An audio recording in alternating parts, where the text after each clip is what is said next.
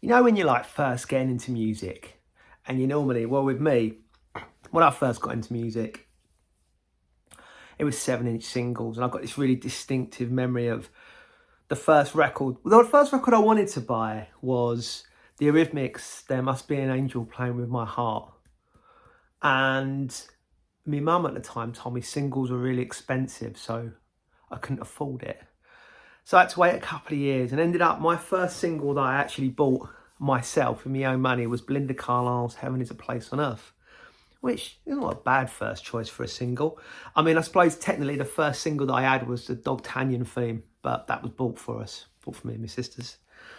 But anyway, that first kind of, you know, when you get into your music and before you find your proper, what you're going to stick with, you have this album that's just like you play and you play and you play to death and you love it and it's just phenomenal.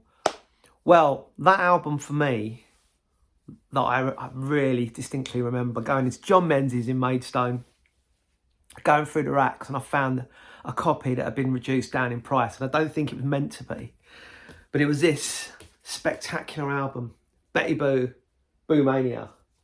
And I mean, I love this record so much. I know after rap still to this day. And it's really funny because she's had a couple of albums out recently, and she's still just as. It's really weird because she did this album, and then she did Grrr, It's Betty Boo, which had Let Me Take You There on it. And that was a good album as well. That, and then she kind of, I think she took time away from the music business. But it's mad when you look at this album and you look at the singles on this. Because it's got on it, Where Are You Baby, Hey DJ, I Can't Dance to That, 24 Hours. I've got a feeling Valentine's Day was that a single as well. But it's just, everything about this record's wicked. Because like the artworks, like the cartoon strip and what have you, is proper quality. And this is, and then it's done like postcards on the back of it on here. And I mean, I haven't played this for quite a while. But it's, I'll tell you something, for the amount of plays this has had, that's not in bad nick, that. Couple of blemishes on it, but I think it'll still play really well. But it's kind of like, when she sort of disappeared, she didn't exactly disappear, because she wrote, do you remember that programme, Pop Stars? And what they filmed, that amazing being a word, Hearsay, that they were formed on there, and they had that massive single, Pure and Simple. Betty Boo, aka Alison Clarkson, co-wrote that, so she did well out of that. But this is just such a great record, and it's been really fascinating because she's on Instagram, and she's been talking about how certain songs came about and what have you. And she was talking about Where Are You Baby the other day, which, because it was great, because this kind of area of the music was like all bands doing sampling and what have you, like your De La Souls and Betty Boo, and you kind of, you know the tunes in the background of it, and you recognise the songs. It's kind of made it more familiar. But she was saying with Where Are You Baby, apparently her cat had gone missing, and she was singing about her cat to start off with, and then it turned it into Where Are You Baby instead.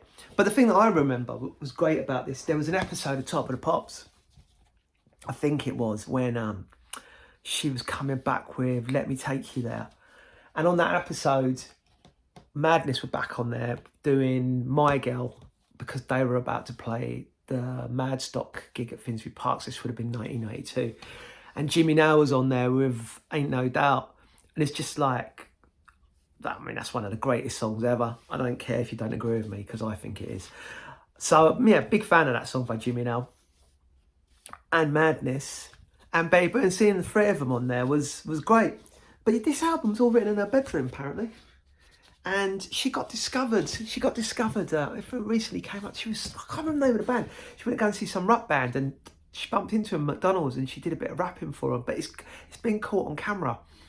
That's worth having a look at that, because that's pretty mad, that. But no, Betty Boo, if you like decent pop music, because there's not as much decent pop music about now as there used to be. Girls Aloud with that Exception to the Rule, they were brilliant.